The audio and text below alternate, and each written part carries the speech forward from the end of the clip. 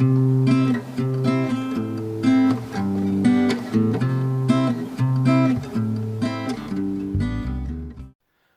to Wild Camphor.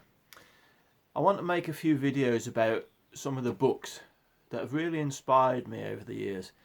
Not just because of the content, but the way that they're written.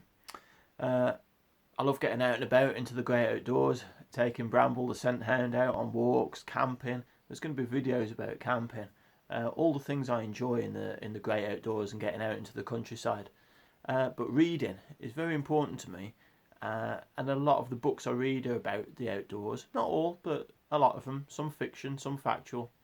And I want to make, as I say, a few videos and read a little section from each of these books, and hopefully inspire you to go out and buy some of the books that I'm going to be talking about and make time to read. It's really important, I think, in this modern age to be reading books. It's great for our mental well-being, and I'm a big advocate of the actual process of reading. It slows the brain down, it builds the imagination. When we tap into our smartphones or even watching things on the television, that gives us input, so we don't have to imagine it. But when you read, you concoct pictures, sounds, sights, even smells in your mind of the books that you're reading, just literally from the words on the page. I think that's so important in this day and age with all the technology, the AI, which I'm quite against, all these things that are taking over sort of creativity, so that we're not being prompted to create these things ourselves in our mind.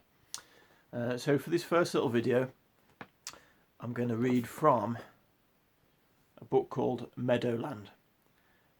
This is written by a wonderful nature writer called John Lewis-Stempel, current nature writer. He is producing books quite regularly all the time. He's written some amazing books, and the way he writes, I really love. It's like poetry, but in prose almost in a lot of cases. He runs a little farm down in Herefordshire, I think, or right near the Black Mountains, I believe.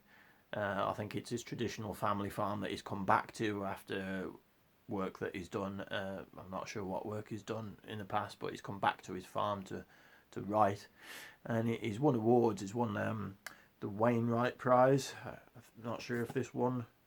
Did this win the Wainwright Prize? It may well have done.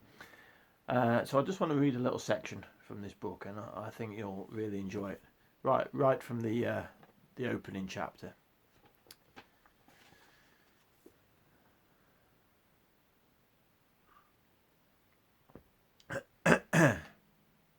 Here we go. The ice moon is already rising over Merlin's Hill as I go down to the field at late evening to watch for snipe. There's a real cold on the back edge of the wind, which rattles the dead tin-foil leaves left clinging on river oaks. As I open the gate, my heart performs its usual little leap at the magnificence of the view. The great flatness of the field, its picture frame of hedgerows, the sloping smoothness of Merlin's Hill to the left, and right around me the forbidding dam wall of the Black Mountains. There is snow along the top of the mountains, smooth snow, smooth as a wedding cake. Stepping into the field is to step onto a vast square stage in which I am the last person on earth. There is not a house or person or car to be seen. It's a sort of field where, as you step in, you breathe out. The snipe like the wet corner of the meadow, where the old dish is broken, leaking out its contents, and where the sharp sprigs of sedge have taken hegemony. The snipe have come in here late, for the 2 nights past, where the ground is amiable to their dagger beaks, and the sedge offers shelter. Frost already spectres the grass of the field.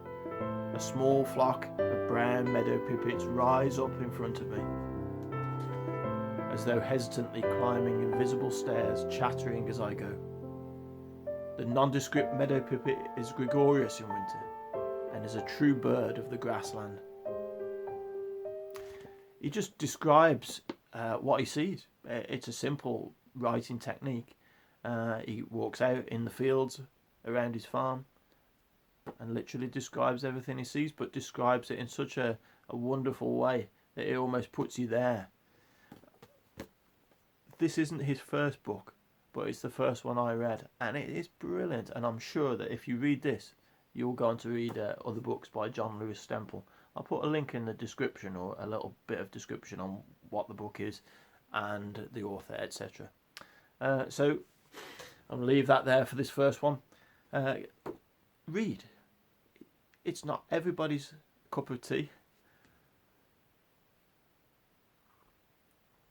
but honestly, the benefits from it are wondrous. It sorts your head out. It gives you something to do on one of those wet, horrible, rainy days when you don't really feel like going out. You can take your little paperback off with you when you're camping and rambling. Sit on a bench somewhere. Sit and read. It's a wonderful thing. I'm going to be doing a few more of these videos, and I hope you enjoy them. I hope they inspire you to pick up a book.